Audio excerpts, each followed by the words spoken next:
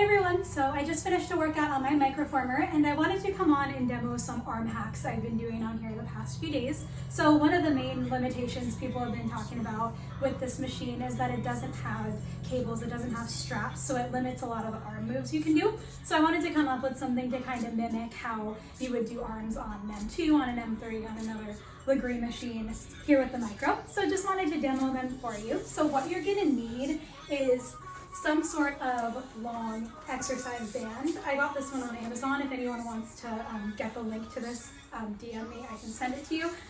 Preferably, maybe even if you have one with handles, that would be ideal. But something that you can easily thread kind of underneath this rail on your carriage would be the best. And I've been doing these with one light spring. So for me, that's a black spring. So one light spring only to start. If you want to heavy it up, you can add that second light spring as well. So I'll demo just a few moves. It'll kind of look like giant moves on the microformer back behind your machine. So I'm just gonna thread my strap underneath the rail like this, right along the center of my carriage, and make sure that it's not coming inward, that it's not hitting the edges where the springs are. So just thread it, make sure both sides are even, and then you're gonna carefully pull your carriage to the back, and you're gonna kneel on your back platform, or I have a pad, or the floor behind your back platform if you wanna make it a little heavier. And I'm just gonna run you through a little set. So first you would start with a bicep curl. So just kneeling up, I like to sit on my heels for this one, but still kneel up tall. Open up your chest, you're just extending your arms out, leaving a little bend in your elbows, and then slowly curling in. So right away you're gonna get that shape because you have that tension from both your band and from the carriage. So that's why I say only one light spring to start on this one until you wanna start to advance it. And if you do, on this one, go ahead and scoot back. So just extending the arms out for 4, curling in for 1, 2, 3, and 4. So if you used to take my class, remember you can always lift your elbows a little bit higher, but still keep your chest open to make any sort of bicep curl harder.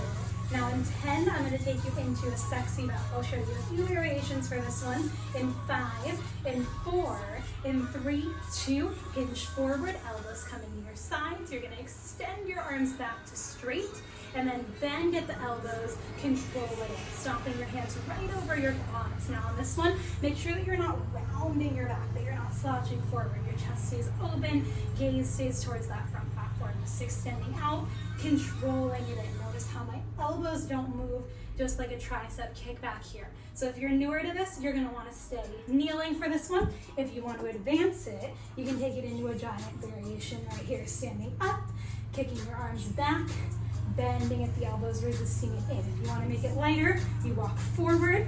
If you wanna make it heavier, you scoot back. You can even stand on your back platform here if you want a little bit more of a balance challenge. Now I'm gonna turn it into a chest opener. My palms are gonna face back in 3, 2, 1. Stand up a little taller, bring your feet hip width apart, little hinge forward at the hips. I'm gonna take it forward to lighten it up for this one a little bit. And then I'm just pressing back a few inches in a few inches. So reason I'm hinging forward at the hips a little bit on this one is just so I can lengthen out my spine, really tap into my triceps. It's a tiny movement, just back and in right here, chest opener. Again, if you want to make it lighter, move forward, heavier, walk it back. Now I'm going to turn around, I'm going to show you a circle platter, sitting on my back platform in 3, 2, and 1. So just turn it around, hold on to those straps. Now on these ones facing this direction, you're really gonna wanna brace your core. So make sure that you're hinging forward really, really slightly, opening up your chest, abs are on. Just press out and in. So I'm sitting cross-legged on this one.